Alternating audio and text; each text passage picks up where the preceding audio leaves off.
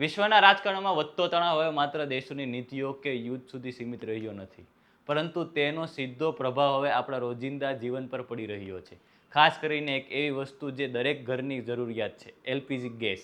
બહારથી જોવામાં આવે તો એક સામાન્ય ઈંધણ લાગે છે, પરંતુ અંદરથી જોવામાં આવે તો આ ગેસ હવે વૈશ્વિક રાજકારણ અને સપ્લાય ચેઇન સાથે સીધો જોડાઈ ગયો છે. અને એ જ કારણ છે કે આજે ભારત માટે આ મુદ્દો માત્ર સુવિધાઓ નથી, પરંતુ ઉર્જા સુરક્ષાનો છે.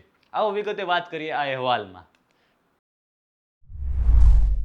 નમસ્કાર, હું છું ડાયાણી, આપ જોઈ રહ્યા છો સોમાન. ભારતમાં હવે ઘરેલું ઈંધણમાં મોટો બદલાવ આવ્યો છે. લાકડા અને કોલસાથી દૂર જઈને લોકો એલપીજી અને પાઇપ ગેસ તરફ વળ્યા છે. આજે દેશના લગભગ 60%થી વધુ ઘરો એલપીજી પર આધારિત રાખે છે, જ્યારે શહેરમાં આ આંકડો 90%થી પણ ઉપર પહોંચી ગયો છે. આ બદલાવ સ્વચ્છ ઉર્જા તરફ સકારાત્મક પગલું છે, પરંતુ અહીં જ એક મોટો પ્રશ્ન ઊભો થાય છે: શું આ ગેસ આપણો પોતાનો છે? જવાબ છે સ્પષ્ટ ના. ભારત પોતાની એલપીજી જરૂરિયાતનો મોટો હિસ્સો આયાત દ્વારા પૂરો પાડે છે. અંદાજે 60% ગેસ વિદેશમાંથી આવે છે. એટલે કે આપણા રસોડાનો ચૂલો હવે આંતરરાષ્ટ્રીય બજાર પર નિર્ભર બની ગયો છે.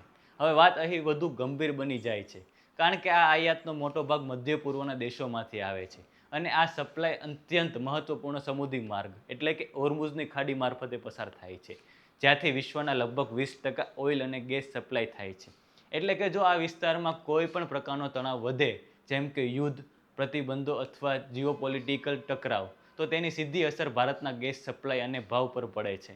તાજેતરના સમયમાં મધ્ય પૂર્વમાં વધતા તણાવને કારણે વૈશ્વિક ઉર્જા બજારમાં અસ્થિરતા જોવા મળી છે, અને એ જ કારણ છે કે ઈંધણના ભાવમાં ઉછાળો અને અનિશ્ચિતતા વધી રહી છે. બીજી તરફ દેશમાં એલપીજીની માંગ સતત વધી રહી છે.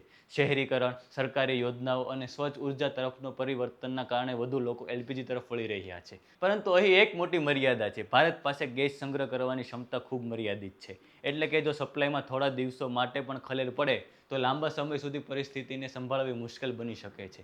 આ પરિસ્થિતિને ધ્યાનમાં રાખી ભારત હવે વિકલ્પ સ્ત્રોત શોધવાનો પ્રયાસ કરી રહ્યું છે, જેમ કે અમેરિકા જેવા દેશોને એલપીજી આયાત વધારવાની, સપ્લાય સોર્સ ડાયવર્સિફાઈ કરવો અને સ્થાનિક ઉત્પાદન વધારવા પર ભાર આપવો. સાથે સાથે રિન્યુએબલ એનર્જી અને ઇલેક્ટ્રિક કુકિંગ જેવા વિકલ્પો પર ચર્ચા શરૂ થઈ છે. અંતે આ ફક્ત ગેસનો મુદ્દો નથી.